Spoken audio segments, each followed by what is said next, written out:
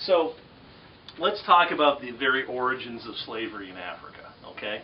Because I think it's important to understand where these people come from, you know, how they were enslaved in the first place, you know, how many are taken and where they end up. So, you know, slavery existed in Africa for a long time. In Africa itself? Yeah, in Africa itself. And the area that the vast majority of these folks who will come from will be the west coast of Africa. So present-day Senegal, Ghana, Sierra Leone, Liberia, Nigeria. From that area around, you know, the Angolan Congo all the way up through the Bight of Benin up to Senegal. That's where most of these folks are going to come from, okay? And slavery existed in Africa as it had existed amongst other people groups around the globe, probably from the beginning of time. So it's not unique to Africans, obviously. But nonetheless, it existed in a way that, albeit it exists, it's kind of different from the way slavery would operate in the New World. Because you hear a lot of people say, well, slavery existed in Africa, you know, so, but you have to understand it existed in a way that was different. So you have two tribes go to war. You know, one tribe will fight against another. One side's going to be victorious, and those that are on the losing end of things, if you will, they'll be captured and enslaved by the victors.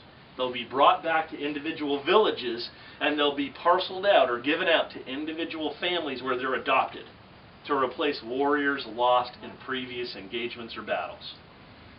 Doesn't sound like slavery that I was introduced to as a young man, you know, so it is different. It's not a permanent condition either. You know, slavery would become kind of a permanent condition for folks in the New World. Whereas in Africa, you could win your freedom back. You could be enslaved for a time, but you could win your freedom back by doing certain things, okay? So fundamentally it's different. Also, it has nothing to do with race. It has nothing to do with the color of one's skin, obviously, because it's Africans enslaving other Africans.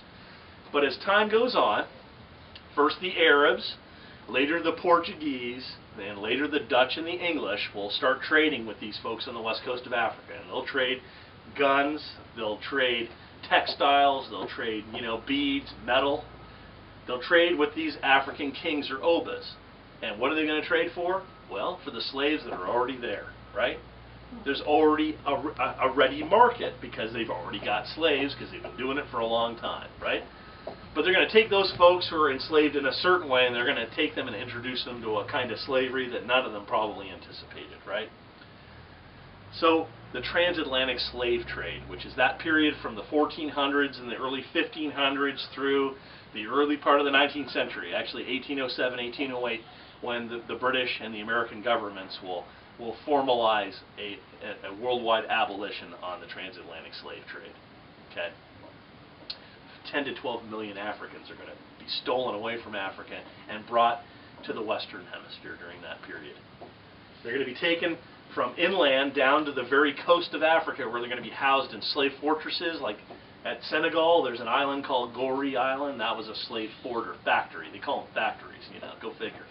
Slave factories. And then one called Bunce Island in Sierra Leone. To await the arrival of these dedicated slave ships, where they'll be loaded into these ships. They'll be loaded into shelves, where they'll be lying in the prone position for that period of 4 weeks to 4 months. You know? And think about this, shackled together for 4 weeks to 4 months on board these ships. Now, 10 to 12 million Africans would survive the Middle Passage. That's the name we give this voyage now. How many percent? What did you say? I'm sorry, 10 to 12 million Africans would survive the voyage. All right. That's because I mentioned 10 to 12 million Africans being taken. Yeah. 10 to 12 million, that's the number that survived. That's the number we talk about, because we'll never know how many of these folks would die in these ships. Yeah. Some historians like to say 1 in 6. But we'll never know. Yeah, they wouldn't make it. And why would they die? Living conditions, diseases, you know, the cramped quarters. Seems like it would be more than that. Some of them died of melancholy, just from depression. Yeah. Some of them committed suicide, right? Yeah. And the Igbo people of Nigeria were famous, and even in those days, for being prone to taking their own lives rather than subjecting themselves to slavery in the New World. So I'm going to pass that around so you can have a better look. All right. So here's where we get to the part of the story that I think you'll find a bit of a shock, because it was to me when I started looking into all this. because like y'all, I'm sure I'd watched Gone with the Wind and thought I knew something about African American history because I'd seen the movies and all. And I came away as a young man growing up interested in this history, thinking that all the Africans were brought to an American cotton plantation. You know, and I'm not American, I'm from Canada.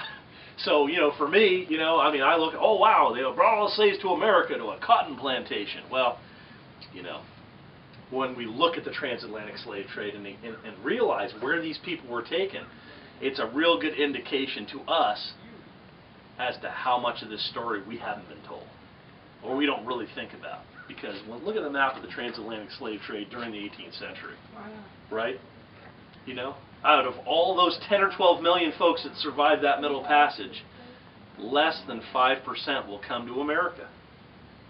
So what happened to 95% of these folks, and how much do this, you know, do we understand of this story when we're not told 95% of the tale, right? Because 95% of these folks will end up, 5 million will go to Brazil, 4.5 will end up in the West Indies, and look who's involved here, right? I mean, this is something I didn't know in terms of this history. You know, even Denmark had plantations in the West Indies, you know, and I never knew. You know, I knew about the British, because I'm British, right? And I knew about the Spanish and the Portuguese a little bit. And the Portuguese, man, they're number one. They took 5 million Africans and brought them to Brazil. So anyway, so we can share in all this history and understand that this is our history, isn't it? It really is. It's not just American history. It's our history, isn't it? Interesting. Yeah. And I'll tell you, as a young man being raised in Canada, you know, I'd been told about the Underground Railroad and how all the slaves came and ran to Canada to seek freedom, never knowing that prior to the 1830s, when Britain abolished slavery throughout the colonies, that we had slaves in Canada. We had slaves there too. So even the Canadians had slaves. So we're all in it, aren't we?